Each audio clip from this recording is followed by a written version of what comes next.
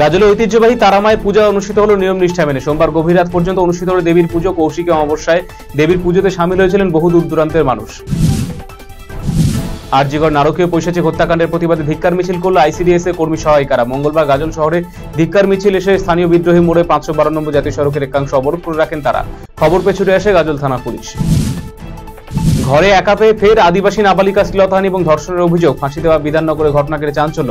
জানা গেছে সোমবার বাড়িতে বাবা মা না থাকার সুযোগে পাশের গ্রামের এক যুবক নাবালিকাকে একা পেয়ে শ্লীলতাহানি এবং ধর্ষণের চেষ্টা করে। সুযোগ বুঝে পালিয়ে গিয়ে নিজেকে রক্ষা করে নাবালিকা। কাছ থেকে এসে পুরো ঘটনা জানতে পেরে নিজেদের পরিবার গোটা ঘটনা তদন্ত শুরু করেছে পুলিশ।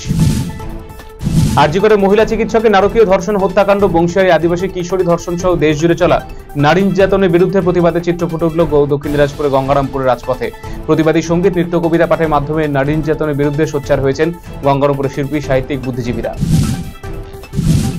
নাবালিকা ছাত্রী হত্যাকাণ্ডের ঘটনায় মঙ্গলবার থেকে শুরু হলো ধৃতের বিরুদ্ধে আদালতে সাক্ষ্য গ্রহণ প্রক্রিয়া। এদিন Malda additional district and session জাজের সেকেন্ড কোর্টে এই সাক্ষ্য গ্রহণ প্রক্রিয়া শুরু হয়। ঘটনায় গ্রেপ্তার করা হয়েছে জ্যাঠতো দাদা সোনু কেসরিকে। যদিও ধৃত যুবক কেন এই ঘটনা ঘটালো তা নিয়ে রয়েছে ধন্দে তার পরিবার।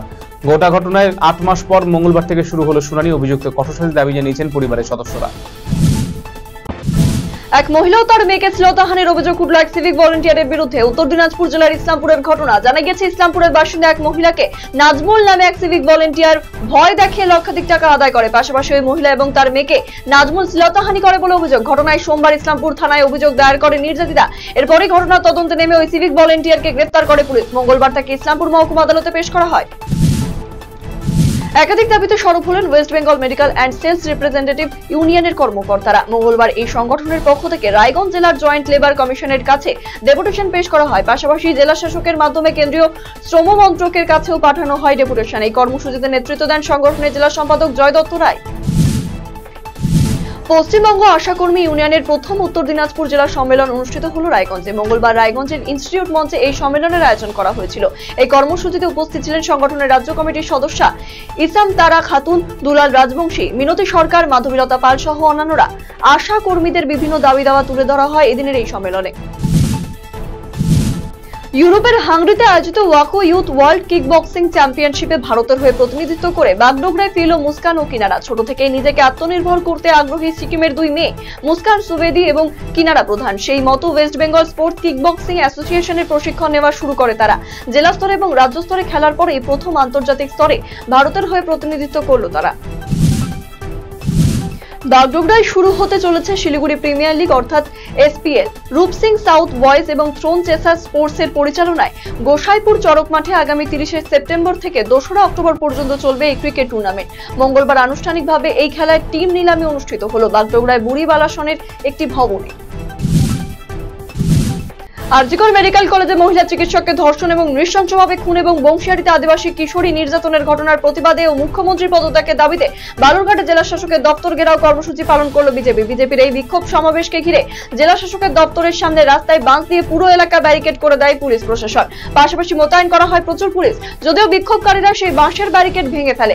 নারী নির্যাতন নিয়ে পোড়ানো হয় মুখ্যমন্ত্রীর কুশপুতুল। পরে জেলা শাসকের দপ্তরের উল্টো দিকে অবস্থান মঞ্চে বিক্ষোভ অবস্থান চলে। বালুরঘাটে জেলা প্রশাসনিক ভবনের সামনে এই ইস্যুতে বিক্ষোভ সমাবেশ করে রাজ্যের বিরুদ্ধে তোপ দাগেন বিজেপির রাজ্য সভাপতি সুকান্ত মজুমদার। রহস্যজনকভাবে নিখোঁজ যাবজ্জীবন সাজাপ্রাপ্ত এক ব্যক্তি। এই ঘটনার পরিপ্রেক্ষিতে রায়গঞ্জ জেলা সংশোধনাগার কর্তৃপক্ষের তরফে পুলিশে লিখিত অভিযোগ দায়ের করা হয়েছে। এই অভিযোগের ভিত্তিতে তদন্ত শুরু হয়েছে বলে জানিয়েছেন রায়গঞ্জ পুলিশ জেলার অতিরিক্ত পুলিশ সুপার কুন্তল ব্যানার্জি। রাজ্য জুড়ে আদিবাসী নারী ধর্ষণ এবং ক্রমবর্ধমান নারী নির্যাতনের প্রতিবাদে মঙ্গলবার মালদায় বিক্ষোভে সামিল হলো আদিবাসী সেঙ্গেল অভিযান। এদিন মালদার হবিপুরের রাইস মিল হাট থেকে এক প্রতিবাদ মিছিল শুরু হয়ে বিভিন্ন এলাকার পথ পরিক্রমা করে। পরে হবিপুর ব্লক অফিসের সামনে মালদা নালাগোলা রাজ্য সড়ক অবরোধ করে বিক্ষোভ দেখান সংগঠনের সদস্যরা। যদিও পরে পুলিশ এসে পরিস্থিতি নিয়ন্ত্রণে আনে। আসন্ন শারদ উৎসব উপলক্ষে পুজো কমিটিগুলিকে নিয়ে সমন্বয় বৈঠক করল কালিয়াগঞ্জ পুলিশ প্রশাসন। মঙ্গলবার কালিয়াগঞ্জের নজমু নাট্য নিকেতন মঞ্চে উপস্থিত ছিলেন কালিয়াগঞ্জ থানার আইসি দেবব্রত মুখার্জি, পঞ্চায়েত সমিতির সভাপতি হিরণময় সরকার, যুগ্ম বিডিও সন্দীপন দে, পুরপ্রধান রামনিবাস সাহা, উপপুরপ্রধান ঈশ্বর রজক, জেলা পরিষদের পূর্ত কর্মাধ্যক্ষ নিতাই বৈশ্য, বিদ্যুৎ দপ্তরের station manager Ali Ahmed, block বিপর্যয় মোকাবিলা অফিসার বাপ্পা নন্দী এবং দমকল ওসি সুমন দাওয়াই সহ অন্যান্যরা। কোচবিহার জেলা দিনহাটা সাহেবগঞ্জ ভারত বাংলাদেশ সীমান্ত পেরিয়ে মহাশ্মশানের পাশে জাগ্রত ছিন্নমস্তা পুজো। সোমবার ধুমধাম করে পুজো হয় কোচবিহার জেলার দিনহাটা মহকুমার ভারত বাংলাদেশ সাহেবগঞ্জ সীমান্তে। প্রতি বছর কৌশিকী অমাবস্যায় দিনহাটা 2 নম্বর ব্লকের সাহেবগঞ্জ কাঁটাতার সীমান্ত পেরিয়ে মহাশ্মশানের পাশে ছিন্নমস্তা পুজো আয়োজিত হয়। সাহেবগঞ্জ সৎকার সমিতি আয়োজিত এই বছর এই পুজো 46তম বর্ষে পদার্পণ করেছে।